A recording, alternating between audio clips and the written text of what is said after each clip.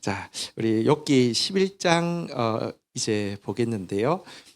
우리 그 세 친구 엘리바스 또 빌닷, 오늘 이제 소발이라는 마지막 친구가 나오는데요.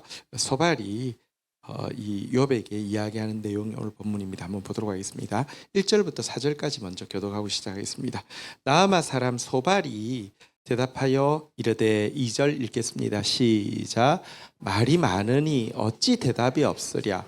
많이 많은 사람이 어찌 의롭다함을 얻겠느냐. 3절 제가 읽습니다. 네 자랑하는 말이 어떻게 사람으로 잠잠하게 여겼으며 네가 비웃으면 어찌 너를 부끄럽게 할 사람이 없겠느냐. 4절 같이 한번 읽도록 하겠습니다. 시작. 내 말에 의하면 네 돈은 정결하고 나는 주께서 보시기에 깨끗하다 하는구나. 자, 이제 세 번째 사람 소발이 욥에 대해서 이제 대답을 하고 있는데요. 2절에 보니까 이렇게 먼저 이야기하고 있습니다. 말이 많으니, 그러니까 욥이 말이 너무 많다라고 이야기를 하고 있습니다. 그래서 내가 지금까지 참았는데 더 이상 못 참고 이야기한다, 뭐 이런 말이죠. 또 너는 일단 걸러먹은 게 말이 많기 때문에 넌 절대로 의로운 사람이 될 수 없어, 이러면서 말이 많다고 막 욥을 공격합니다. 욥이 너무 아픈 상처 가운데 뭐랄까요, 7일 동안 침묵하면서 있어준 친구들이 고맙고 좀 믿음이 가니까 좀 자기 아픔을 좀 이야기했다가 지금 된통당하고 말 많은 사람이라고, 말 많은 것 보니까 너는 일단 너는 걸렀어, 막 이렇게 이야기하고 있는, 이렇게 친구들이 반응할 줄은 진짜 몰랐겠죠, 그죠? 근데 정말 사람은 그렇습니다. 이 친구들 위로하러 온 거 맞습니다. 또 이 친구들 지옥 갈 친구들 아닙니다. 나중에 보면 욥이요, 하나님을 만나고 나서 욥이 먼저 그들을 용서하고 축복하거든요. 그럼에도 불구하고 인간은 이럴 수밖에 없습니다. 말 많다고 막 공격하고는요. 3절에 보니까요, 욥이 하는 말을 두 가지로 이렇게 이야기하는데요. 첫 번째는 한번 따라했습니다. 자랑하는 말. 네가 하는 말은 자랑하는 말이다, 이렇게 이야기합니다. 너 지금 지자랑하고 있다, 이렇게 이야기하고 있고요. 또 한 가지는요, 한번 따라했습니다. 비웃는 말. 네가 비웃으면 누구를 비운단 말이에요. 그러니까 친구들 막 이렇게 엘리바스, 빌다, 그리고 자기 소발, 나를 지금 비웃고 있다, 이렇게 이야기를 하고 있죠. 그러니까 네가 막 자랑을 떠벌리니 내가 가만 잠잠하고 있겠느냐. 네가 우리 막 비웃으면 너 우리가 뭐 부족해서 이렇게 그 비웃음 당하고 있는 줄 아느냐. 너도 부끄러움 당할 것이다, 이렇게 이야기를 하고 있는데요. 여러분, 왜 욥의 말을 자랑하는 말이라고 했을까요? 하소연하는 말이잖아요, 그죠? 또 욥이 왜 자기 친구들을 비웃는다고 자꾸 생각했을까요? 일단 자랑하는 말이라고 하면서 4절에 보니까 욥의 말을 한 구절로 이렇게 요약합니다. 너 말에 의하면 나는, 내 돈은, 내 길은 정결하도, 나는 주 보시기에도 깨끗하다, 이렇게 자랑한다, 이렇게 지금 이야기를 했는데요. 우선 여기서 우선 이 사람의 말에는요, 그 사람의 마음이 많이 담겨 있거든요. 2절에 말이 많다는 말이 두 번 나왔잖아요, 그죠? 왜 그 사람의 이야기를 들으면서 저 사람 말 많네, 저 사람 말 많네, 이렇게 생각했을까요? 그거는요, 소발이요, 워낙에 말 많이 하고 싶은 사람이라는 걸 드러냅니다. 3절에도 보면요, 어차피 욥이 사실 자랑하는 말 아니었잖아요, 그죠? 또 비웃는 말도 아니었어요. 근데 왜 욥이 자기 자신에 대해서는 자랑하고 친구들에 대해서는 비웃었다라고 이야기할까요? 이것도 자기를 잘 보여줘요.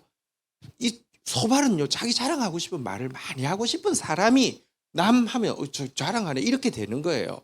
남을 조금 뭔가 있으면 탁 깔보고 비웃기를 잘하는 사람이 남 말 좀 기분 나쁘만 들으면 날 비웃네, 이렇게 생각하는 거예요. 나중에 보면 이제 이런 모습들이 나오는데요.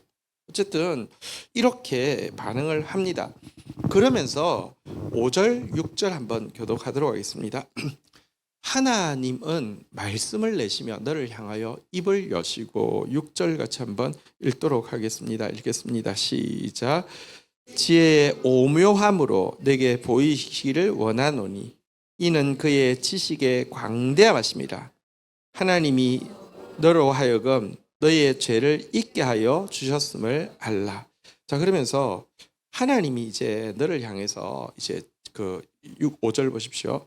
말씀을 내쉬고 입을 여셔서, 그러니까 하나님이 직접 이제 말씀을 하셔서 하나님의 지혜가 6절에 얼마나 오묘함을 보이시고 하나님의 지식이 얼마나 광대함을 너희에게 보이기를 원한다라고 하면서 한 이 말이 6절의 마지막 말이 하나님께서 너로 하여금 너의 죄를 잊게 하여 주셨음을 알라. 이 말이 조금 번역이 조금 애매하게 돼 있는데 무슨 말이냐고 하면 사실 너가 지금 무시무시한 징벌을 받고 있는데 그 받고 있는 징벌은 하나님께서 너의 죄를 잊어 주심으로 말미암아 네가 받아야 될 죄값보다는 훨씬 경하게 받고 있는 것을 네가 알아야 된다라고 이야기하고 있습니다. 너는 지금 죄값을 받아서 고통스럽다고 하나님께 원망하고 있는데 실은 하나님이 너의 죄를 다 세세히 이렇게 기억한 게 아니라 좀 많이 뭉뚱그려서 이렇게 잊어주시고 했는데도 넌 그 정도 당하는 거야. 넌 워낙에 훨씬 더 맞아야 됐어. 이렇게 지금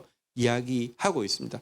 하나님의 지혜를 보이시고 하나님의 지식의 광대하심과 오묘하심을 보이시면 제대로 너 하나하나 드러내면 넌 진짜 죽었어. 이제 이렇게 하나님 이야기를 가지고 그를 이제 정죄하고 있는 내용입니다. 그러면서요 7절부터 10절까지 한번 좀 내용 또 보도록 하겠습니다. 너가 하나님의 오묘함을 어찌 능히 측량하며 전능자를 어찌 능히 완전히 알겠느냐. 8절 한번 읽겠습니다. 시작. 하늘보다 높으시니 내가 무엇을 하겠으며 수월보다 깊으시니 내가 어찌 알겠느냐. 9절까지 같이 읽을까요? 시작. 그의 크심은 땅보다 길고 바다보다 넓으니라. 보십시오. 네가 말이 많은 게 하나님을 제대로 알지 못해서 그런데 7절 하나님의 오묘하심, 하나님의 그 이제 전능하심을 너가 어떻게 청량하고 알겠느냐라고 이야기하고 8절 9절에 제가 재밌는 걸 발견했는데요. 하나님이 얼마나 큰지에 대해서 네 가지로 부사를 사용하고 있는데요. 한번 따라하겠습니다. 높으시니, 깊으시니. 9절 한번 볼까요? 한번 따라하겠습니다. 길고 넓으니라. 높고요, 깊고요, 길고요, 넓다라고 이야기하고 있습니다.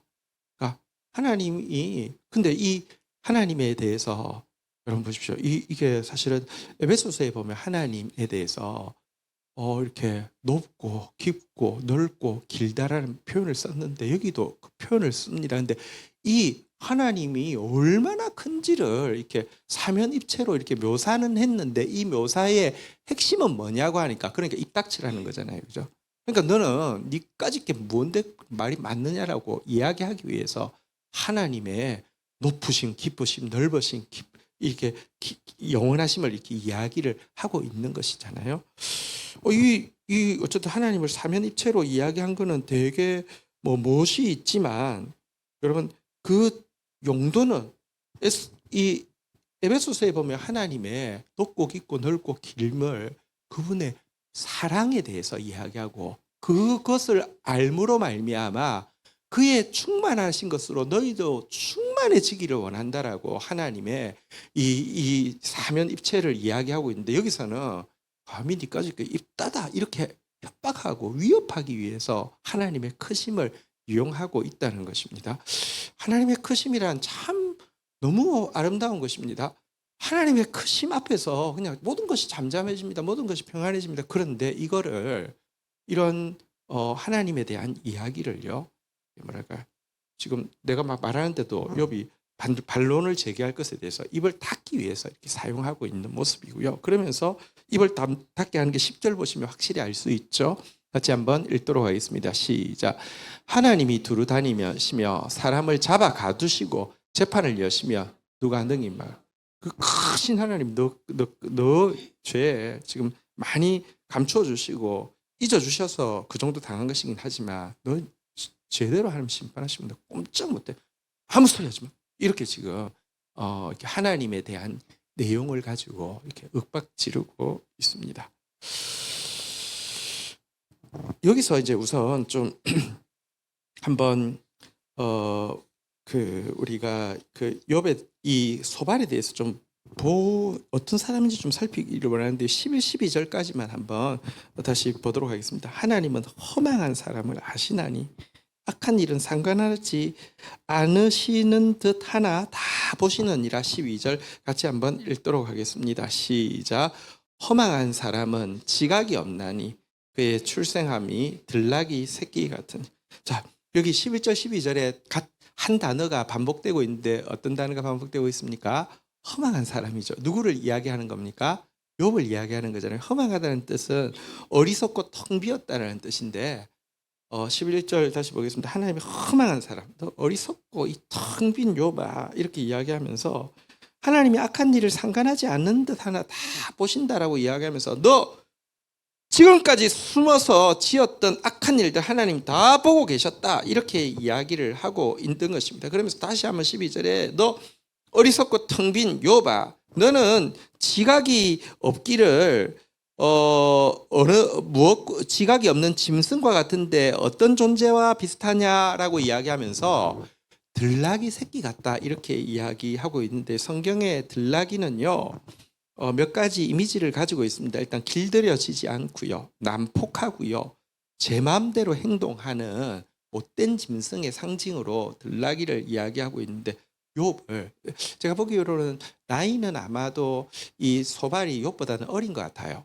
엘리바스를 제외하고는 어린 것 같아요. 그런데 어쨌든 뭐 완전 진짜 그 들나귀 새끼라고 넌 정말로 길들여지지도 않고 왜 자기 말 안 들어주니까 난폭하고 제멋대로 행동하는 사람이라고 인격적인 모욕까지 하고 있는데요.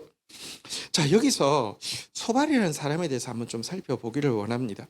그러면 세 친구가 욥을 이제 정죄할 때 조금 스타일이 다른데요. 엘리바스는 어쨌거나 종교적인 경험에 내가 기도하는 가운데 밤에 환상이 나타나서 하나님이 나에게 말씀하시면서 알게 하셨다 이렇게 이야기하잖아요, 그죠? 또 빌닷은 옛사람들 말이 틀린 게 하나도 없어요. 옛사람들이 이야기하기를 하면서 이 악인은 심판받는다 이러면서 그래도 자기 말에 근거를 내세웠잖아요. 근데 소발은 그런 근거를 내세우는 것은 하나도 없습니다. 뭐가 근거였습니까? 딱 보니까 내가 딱 보니까 알겠어 이렇게 지금 이야기를 하는 것이거든요. 그러니까 자기 생각, 자기 직감에다가 근거를 두고 있는 사람임을 알 수 있습니다. 자기 생각, 자기 직감에 넌 말이 많아. 자기 생각, 자기 직감에 너 자랑하고 있어. 자기 생각, 자기 직감에 너 나를 비웃고 있어. 이러면서 그러니까 나에게 모욕을 줬으니까 넌 들나귀 새끼 같은 놈이야. 이렇게 지금 막 그 말들이 발달된 것을 보게 되는데요. 이게 제일 위험합니다. 여러분, 자기 자신이 기준이 된 사람이 여러분 제일 그 거칠고요, 제일 많이 모욕하고요, 제일 경멸하고요. 그런데 오늘 신자들 중에 보면요, 사실은요, 그 뭐랄까요, 뭐 엘리바스처럼 막 종교적인 경험을 내세워서 하는 것도 참 잘못된 것이고, 뭐 세상 지식 가지고 하는 것도 잘못된 것인데, 그러나 어쨌든 이거는 그래도 뭔가 근거를 삼아서 이야기해야 된다고 하는 것인데 그냥 그런 거 필요 없이 그냥 내가 딱 보니까 이런 사람들 더 많습니다. 진짜 그리고 이런 사람은 이게 뭐랄까 말이 안 통해. 왜냐하면 내가 딱 봤으니까 끝난 거예요. 근데 절대로 소발 같은 그런 사람들 되면 안 됩니다. 진짜 하나님께도 또 이웃에게도 너무 큰 상처를 끼치는 사람이 됩니다. 이런 사람 되지 않기를 부탁드립니다. 이렇게 여러분 앞에 내용은 딱 보니까 그 지금까지의 내용을 정리하면요 이런 거였어요. 너 말 많네, 너 지자랑이네, 너 비난 너 우리 비난하네 하면서 하나님이 너 지금 받고 있는 벌은 진짜 하나님 봐줬어서 조금 받고 있는 건데 하나님 진짜 한번 제대로 맞아 볼래 하면서 하나님이 넓고 깊고 넓고 깊으신 그 하나님이 재판장이야 이렇게 이야기하고 나서 너는 지금까지 딱 보니까 텅 비었고 어리석으면서도 숨은 곳에서 악한 짓을 많이 해왔는데 넌 들나귀 새끼 같은 놈이야 딱 해놓고 나서는요 그 다음부터 아까 여러분 이 사람이 말이 많은 사람이었고 이 사람이 자기 자랑이 심한 사람이었고 이 사람이 비웃는 사람이었다는 것이 그 다음부터 나오는 내용에 나오는데요 13절부터 무려 19절까지가 회개하며 임할 축복에 대해서요 장황하게 이렇게 이야기를 하고 있습니다. 앞에까지 욕해놓고는요 한번 좀 볼까요? 13절 제가 읽고 14절 여러분들이 읽습니다. 만일 네가 마음을 바로 정하고 주를 향하여 손을 들 때에 14절 같이 읽겠습니다. 시작.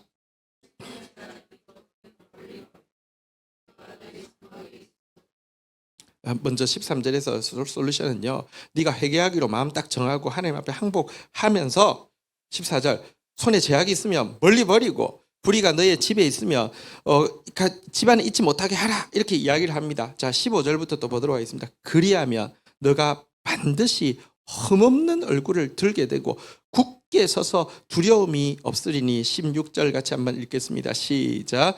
곧 내 환난을 잊을 것이라 내가 기억할지라도 물이 흘러감 같게 될 것이며 그렇게만 하면 딱 죄를 버리고 나면 얼굴에 흠이 없어서 하나님 앞에 얼굴을 들 수 있을 것이고 굳게 서고 두려움도 없어질 것이고 환난을 잊어버리는데 애써서 기억하려고 할지라도 흘러간 물처럼 기억도 나지 않을 것이다 이렇게 또 이야기합니다. 또 이어서 이야기합니다. 17절 볼까요? 내 생명의 날이 대낮보다 밝으리니 어둠이 있다 할지라도 아침같이 될 것이요. 18절 읽겠습니다. 시작. 네가 희망이 있으므로 안전할 것이며 두루 살펴보고 평안히 쉬리라. 그러니까 이제부터는 그때 이후로부터 보면 17절에 보면요. 이제 너가 남아있는 생명의 날들은요. 환한 빛만 있을 것이라는 것입니다. 가끔 어둠이 올라치더라도 금방 아침이 되는 것처럼 막 빛으로 찬란한 인생이 될 것이라는 것입니다.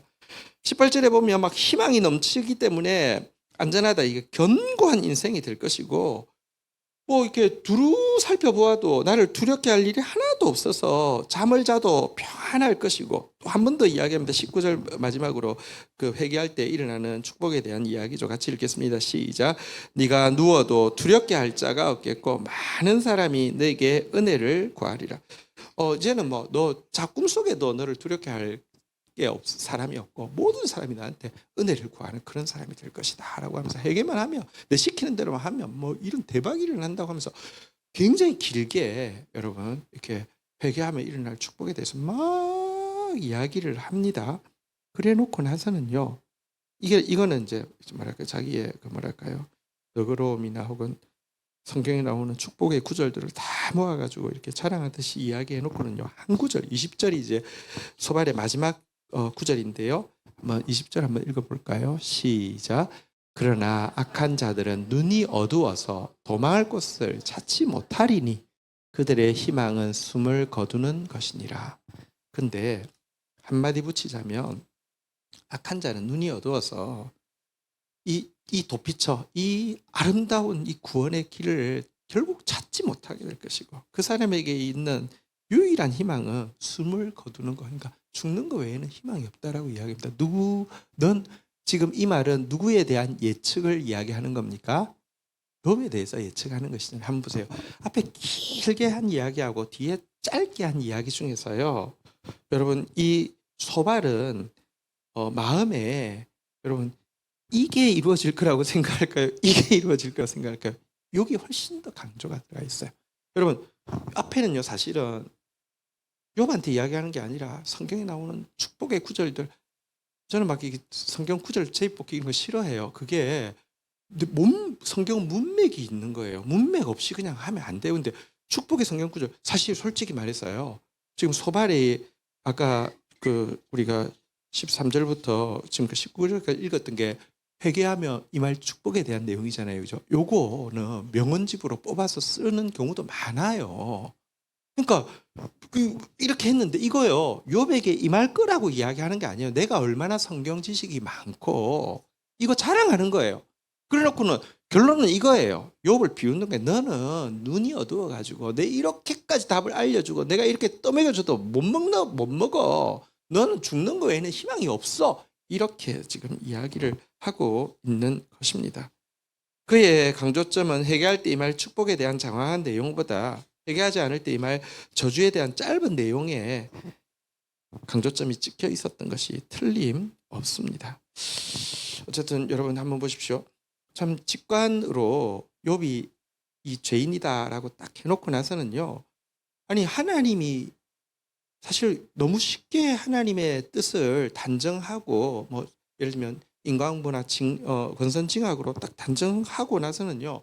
실제 하나님의 깊은 뜻을 알려고 하는 노력은 전혀 기울이지 않고 자기 직관에 딱 맞추어서 욥을 어떻게 하면 더 정죄할까, 어떻게 하면 더 경멸할까, 어떻게 하면 더 비웃어 줄까를 위해서만 힘쓰고 있고, 이 일을 위해서 하나님의 높으심, 깊으심, 넓으심, 영원하심까지 막 동원해 가지고 막 말하고 있는 모습이 소발의 모습인데요. 종교인들이 정말 말할 때 차라리 그냥 하나님 이름 빼고 이야기하십시오. 여러분 사실 그 아까 살피지는 않았는데 소발이 이야기할 때 하나님이라는 단어 전능자까지 합쳐서 6번이나 사용했습니다. 그러니까 하나님, 하나님, 하나님, 하나님, 하나님, 하나님, 하나님 막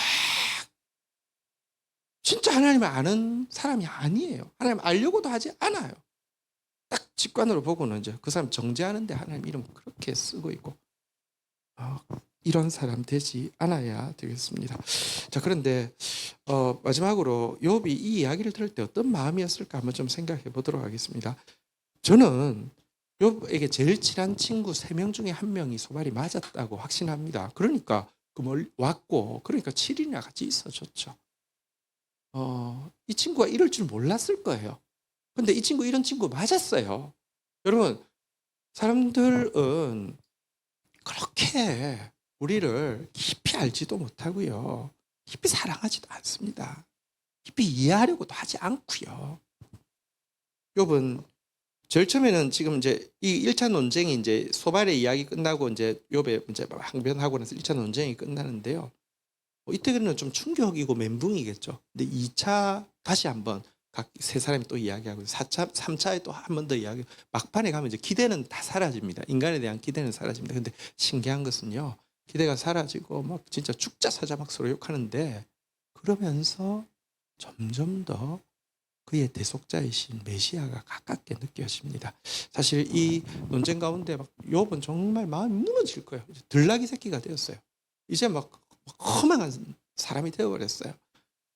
근데 무너졌을 것인데 그때 인간 친구가 아니라 진짜 친구이신 예수 그리스도가 가까워지는 것이 또 인생이기도 합니다. 그리고 그 예수 가까워지면은 이런 것도 필요 없어가 아니라 나중에 보면요. 결국은 그 예수 친구께 받은 사랑으로 진짜 못되게 군 친구들 정말 축복하고 하나 되어지는 게 욥의 이야기잖아요. 그죠? 그래서 오늘 본문 자체는 그냥 소발의 진짜 무시무시한 정죄와 모욕의 이야기이지만 이 이야기를 들을 때 중간에 서서 예수님이 무엇이라고 욥에게 이야기하고 싶었을까? 무엇이라고 예수님이 이렇게 말하고 싶었을까? 이런 관점에서 욥의 옆에 계셨던 예수님을 우리가 같이 느낄 수 있으면 좋겠습니다. 우리 자리에 일어나셔서 우리 한번 찬양하면서 예수님이 이때 이 모욕과 고통 가운데 있는 욥에게 하셨을 말씀, 그 깊이와 높이와 길이와 넓이를 측량할 수 없는 사랑으로 하셨던 말씀 무엇일까? 우리 생각하는 마음으로 한번 찬양하고 주님 앞에 나가는 시간 가지도록 하겠습니다.